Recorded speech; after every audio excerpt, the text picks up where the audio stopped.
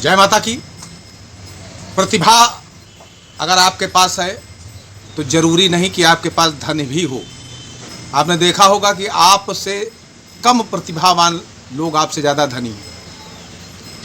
आप बहुत परिश्रमी हैं, इसके पीछे कोई कारण नहीं कि आप धनी हों।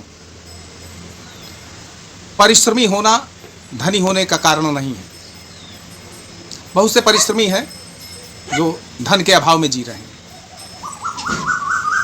धन का आपकी प्रतिभा से, आपके परिश्रम से कोई योगदान नहीं है। बहुत से जमींदार परिवार, उनके वारिस आज 5 और 10 हज़ार की नौकरी कर रहे हैं। धन के पीछे का मूल कारण क्या है? कौन सा लॉजिक है जो ये सिद्ध करता है कि आप धनी हो सकते हैं? जन्म कुंडली में दारिद्र्य योग कैसे दूर होगा? मेरे भाइयों, आप सभी जानते हैं कि कर्म से भाग्य का निर्माण होता है और भाग्यम फलति सर्वदा न विद्या न च पौरुषम। इस संसार की ये रीति नीति है कि जैसा हम देते हैं वैसा ही हमें मिलता है। हम किसी को आर्थिक कष्ट देते हैं तो आर्थिक कष्ट मिलता है, किसी को शारीरिक कष्ट देते हैं हमें शारीरिक कष्ट मिलता है, किसी को मानसिक कष्ट देते हैं तो हमें मानसिक कष्ट मिलता है। यानी जो हम देते हैं वो हमें मिलता है। इससे साफ जाहिर हो गया कि हमने कभी जन्म जन्मांतर में दान नहीं किया, तभी हमें कुछ नहीं मिला। जिनके पास आज पैसा है उन्होंने पिछले जन्मों में बहुत कुछ दिया होगा, दान किया होगा, तब आज उनके पास है।